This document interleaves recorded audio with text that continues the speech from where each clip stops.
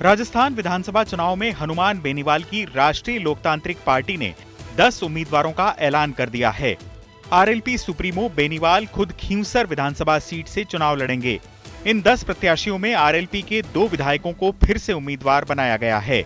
हनुमान बेनीवाल के छोटे भाई नारायण बेनीवाल का नाम फिलहाल प्रत्याशियों की सूची में शामिल नहीं है। पार्टी के प्रदेश अध्यक्ष पुखराज गर्ग को फिर से भोपालगढ़ और इंदिरा देवी बावरी को मेड़ता विधानसभा सीट से उम्मीदवार घोषित किया गया है। गौरतलब है कि हाल ही में बेनीवाल ने चंद्रशेखर आजाद की आजाद समाज पार्टी से गठबंधन का ऐलान किया था। अब राजस्थान में ये दोनों पार्टियां बीजेपी और कांग्रेस के उम्मीदवारों को टक्कर देंगी।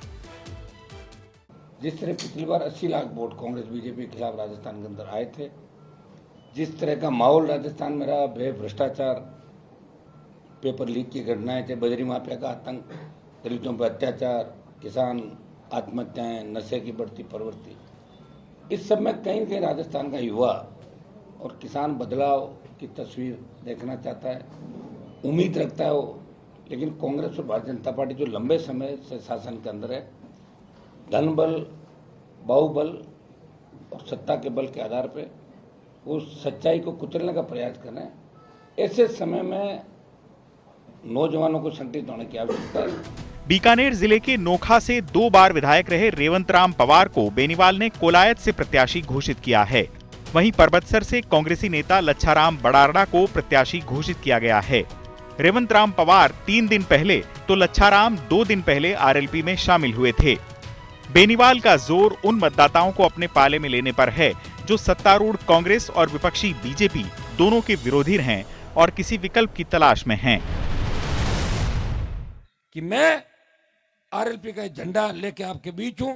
आरएलपी पार्टी तमाम जगह चुनाव लड़ेगी और हनुमान बेनीवाल जो कथनी और करनी के अंदर जिसका अंतर, जो कथनी करनी जिसकी एक है, मैं चाहता मैं कभी का मंत्री बन जाता, 2003 में बन जाता। मुझे खाली वसुंधरा के पास जाके यस मैडम ही तो कहना था। क्या कहना था बताओ मुझे।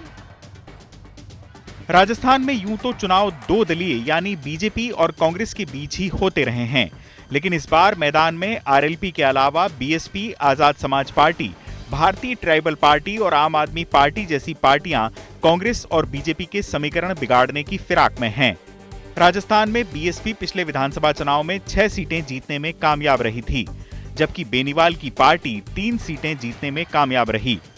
इस बार बेनीवाल प्रदेश में तीसरा मोर्चा बनाने की फिराक में भी लगे हुए हैं।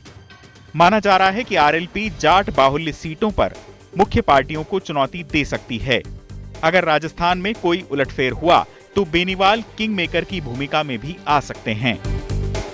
चुनाव आज तक।